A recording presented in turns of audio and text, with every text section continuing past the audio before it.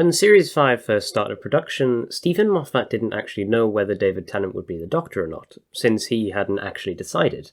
Imagine that, Series 5 with the 10th Doctor. The end of time would have been so much different, and the 11th Hour. But we can talk about that later, because it didn't happen. Instead, we have Matt Smith. Speaking of Matt Smith, where the hell is he? This shot looks a bit familiar.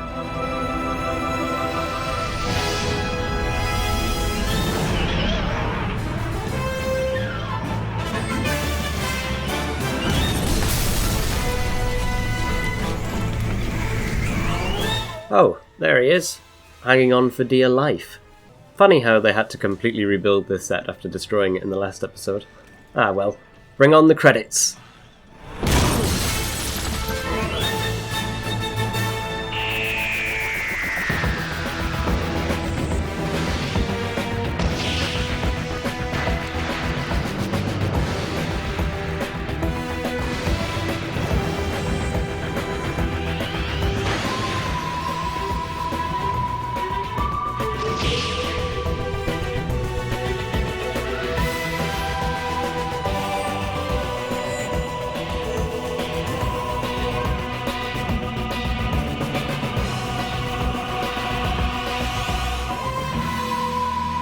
The first title sequence that I ever saw, and my god was it magical. But it wasn't actually on this story though. My family missed the 11th hour by accident and started with The Beast Below. Yeah, yikes. Here we have the house of young Scottish Amelia Pond, who is praying for Santa to send someone to fix the crack in her wall. Like a... policeman. Or... What about a doctor? With zero parental supervision, might I add. This, 7-year-old goes outside to the box that completely destroyed her shed and invites the man who climbs out inside for an apple. To be honest, I'd do the exact same thing. He's gorgeous. After a formal introduction, they head inside. You alright? Early days. Steering's a bit off. This is the best regeneration high ever.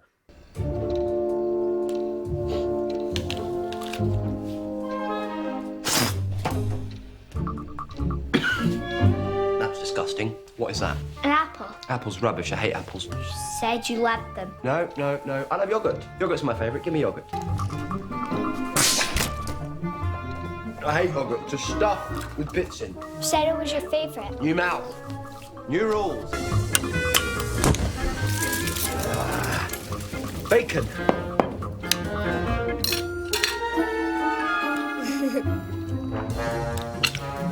Bacon. That's bacon. Are you trying to poison me? I remember watching him spit the bacon out as a kid and thinking he was like the Antichrist. For context, I really love bacon. Beans, on the other hand, I can agree on. These are evil. Bad beans. Bread and butter, though? Now you're talking. And stay out! How the hell is she putting up with this? Why doesn't he just do it himself instead? Carrots? Are you insane? No, wait, hang on. I know what I need. I need fish fingers and custard. What the actual hell? You know what? I'll try this right now.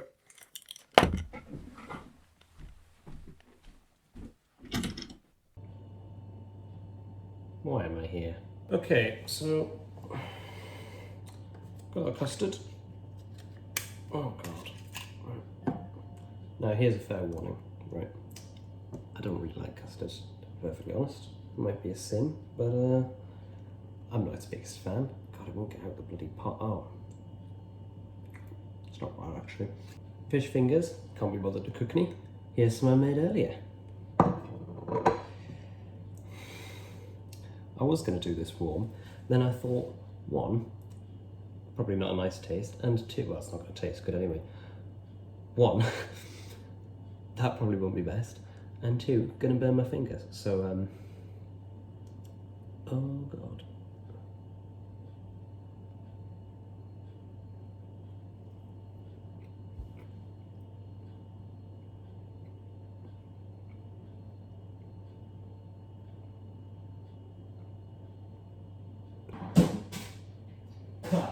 After all the fooling around, the Doctor finally investigates the crack, which is always accompanied by a sinister note. Immediately, the Doctor notices something is wrong with it, not a regular old crack. Because the crack isn't in the wall. Where is it then? Everywhere. In everything, it's a split in the skin of the world. The suspense is incredible here. This seemingly normal little girl has a crack in a wall that is speaking. So how does this culminate? In the best way possible. You know when grown-ups tell you everything's going to be fine, and you think they're probably lying to make you feel better? Yeah. Everything's going to be fine.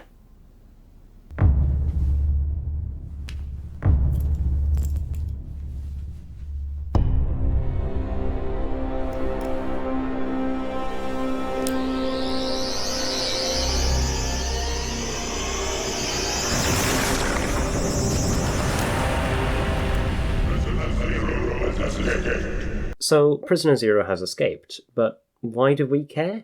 Unless Prisoner Zero escaped through here. But he couldn't have. We know. Unfortunately, this is cut short though, as the TARDIS engines are going to burn. Yeah, you kind of forgot about the TARDIS, didn't you? Give me 5 minutes, I'll be right back. Sure you will, mate. You can barely steer it when you're in a regular headspace.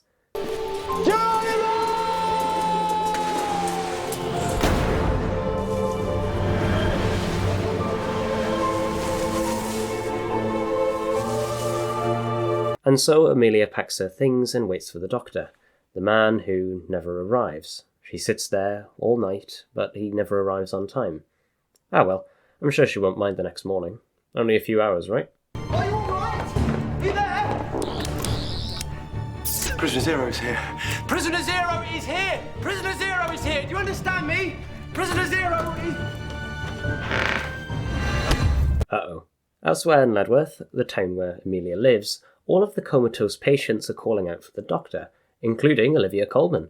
But she will be brutally wasted in this episode, by the way. But that's not all, as the nurse, Rory, has also spotted some of these very patients walking around the village, and taken pictures of them with his phone. Why are you giving me your phone? It's a camera too. Was a camera phone really that new in 2010? Good lord, I feel even older now. I was like 4 when watching this. Jesus. Inside Amelia's house, the Doctor has been handcuffed by a police officer speaking in a really crap English accent. Do you want to shut up now? I've got backup on the way. According to her, she's the current occupant, and for some reason she can't count how many rooms are on this floor. 5. 1, 2, 3, 4, 5. 6. 6. Look. Look where? Exactly where you don't want to look, where you never want to look. The corner of your eye. Look behind you.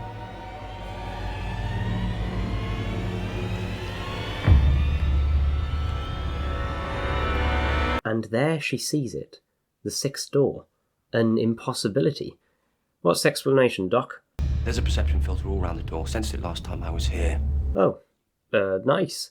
Going against the Doctor's wishes, she heads inside and finds the Doctor's Sonic. Must have... rolled under the door. And then it must have jumped up on the table. Get out of there. Wonder what put it there. I assume it was that thing, which is probably Prisoner Zero. Well, since time is of the essence, when is that backup the officers called for coming? There is no backup. I heard you on the radio. You called for backup. I was pretending. It's a pretend radio. But you're a policewoman. I'm a kissogram. Kissogram. A way to say prostitute without kids knowing what it means. So not an actual police officer.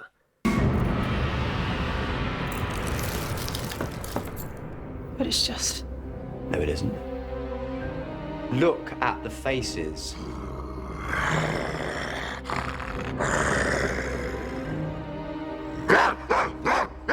You've got to be kidding. She sent for backup. I didn't send for backup. I know, that was a clever lie to save our lives. Okay, yeah, no backup. And that's why we're safe. Alone we're not a threat to you. If we had backup, then you'd have to kill us. Good idea, Doctor. Attention, Prisoner Zero. What's that? Well, that would be backup. Okay, one more time. We do have backup, and that's definitely why we're safe. Ah. Well, time to get out of here, I guess. And this is where the Doctor realises... Wait, hang on, wait, the shed! I destroyed that shed last time I was here, it smashed it to pieces! So there's a new one, let's go! Yeah, but the new one's got old, it's 10 years old at least! 12 years. I'm not 6 months late, I'm 12 years late. He's coming. You said 6 months. Why did you say 6 months? We've got to go. This matters. This is important. Why did you say 6 months? Well, why did you say 5 minutes? 12 years late. Dr. Meet Amy Pond. No longer Amelia after... 12 years and 4 psychiatrists. 4. Ouch. All over Ledworth, the Atraxias set up a transmission over every radio, listening device and TV, as this woman has found out. Hold on. I don't believe it! Bloody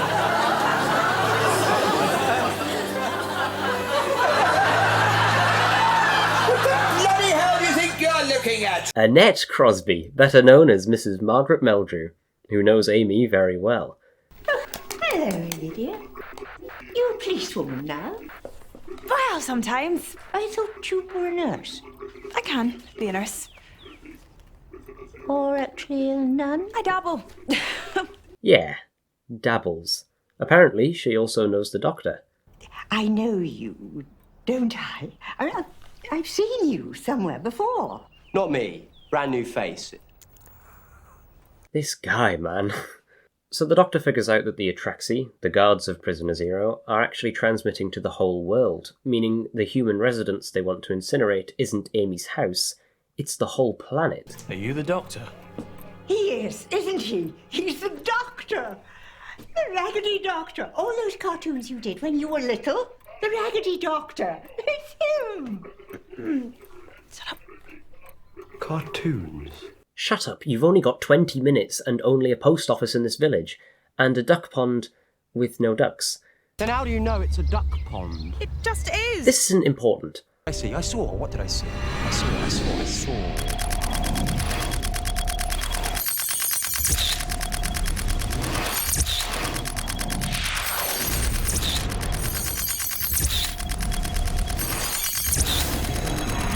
What the hell is this ability? So now we have Rory in the mix. He's Amy's... Friend. Boyfriend. Kind of boyfriend. Amy. Ooh, sorry bro. Oh my God, it's him. Just answer his question, please. It's him, though. The Doctor, the Raggedy Doctor. Yeah, he came back. But he was a story, he was a game. Man and dog, why? Tell me now. Sorry, because he can't be there, because he's In a hospital, in a coma. Yeah. There he is. Just hasn't moved. Oh, that's a big ship. See, that ship up there is scanning this area for non-terrestrial technology. And nothing says non-terrestrial like a sonic screwdriver.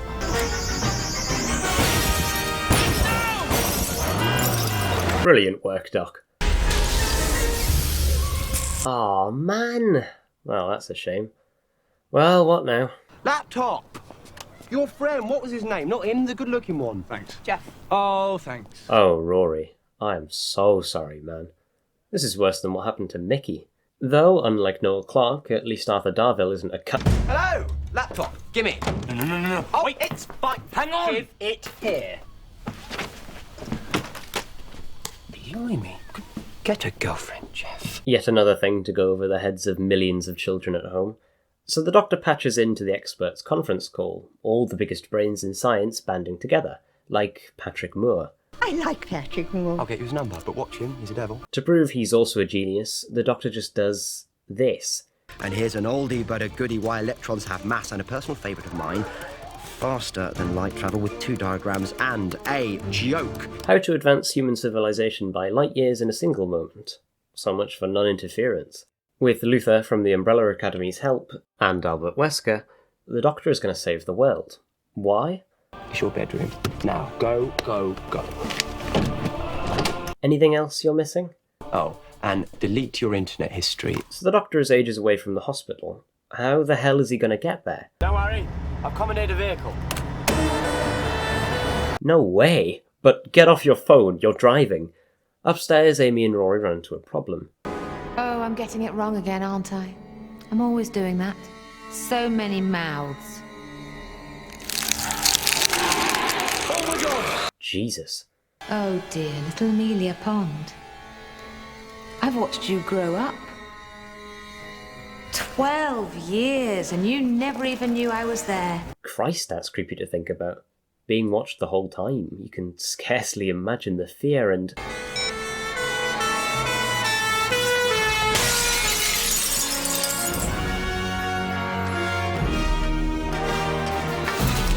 Our final confrontation. Monster to Doctor.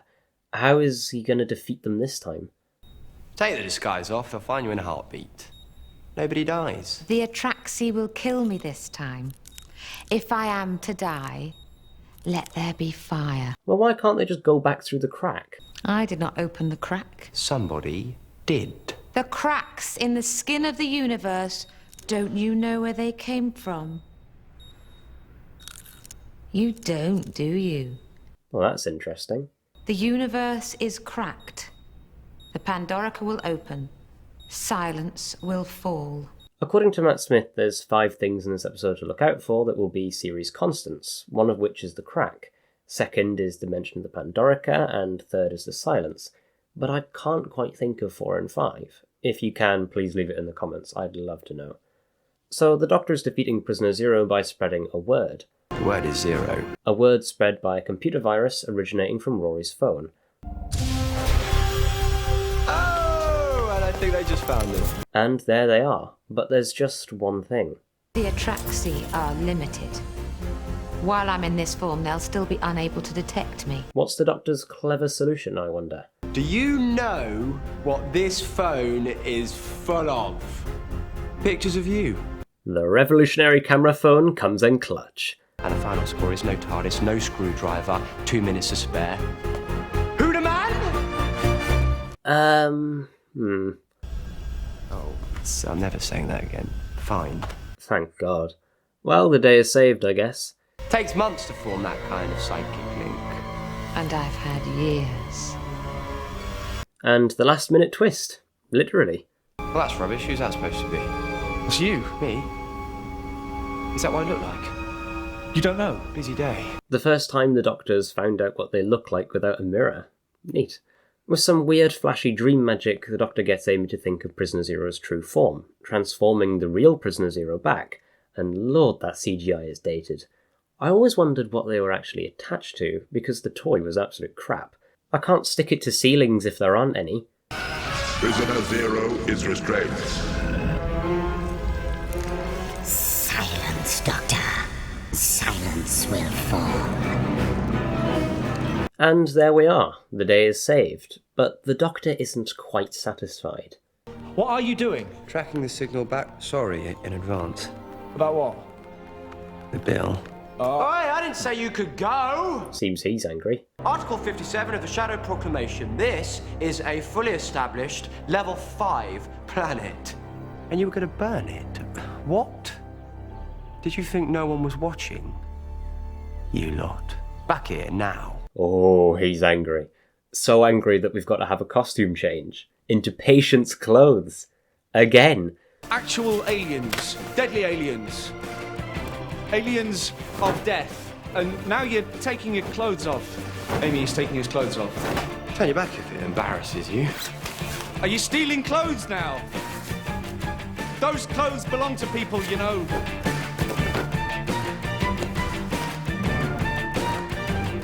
Are you not going to turn your back? Nope. Oh, Amy, that's just creepy. Come on, then! The Doctor will see you now! It's very obvious that Matt had no idea the Atraxi ship was meant to be there, or even what they'd look like.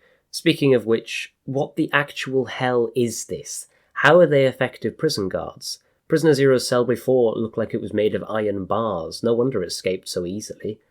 Immediately they can identify that the Doctor is not of Earth, a planet which, despite its capabilities, is not a threat, and the people of Earth are not guilty of any law-breaking.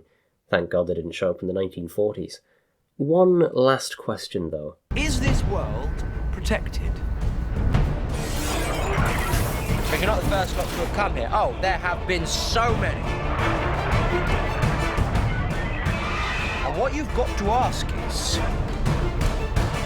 what happened to them?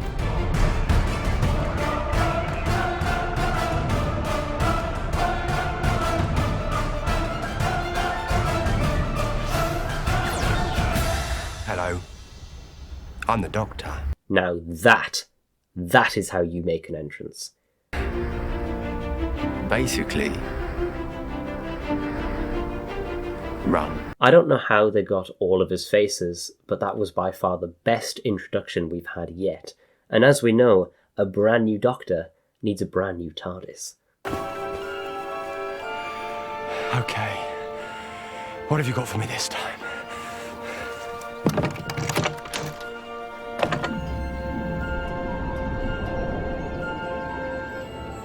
Look at you.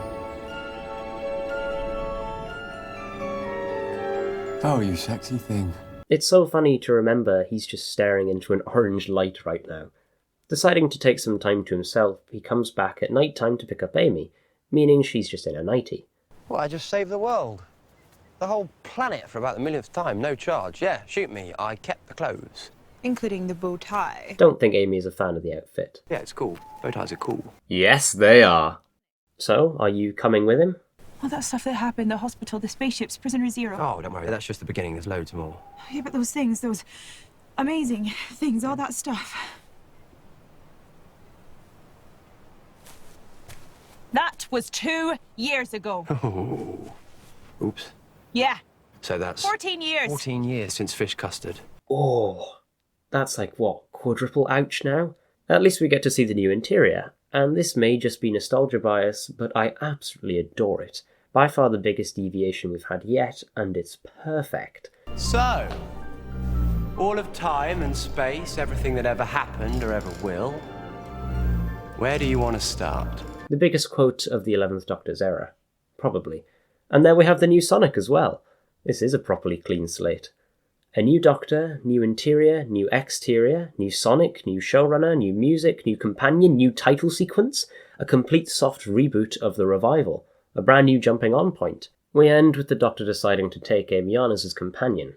No, he doesn't just decide, he insists on it.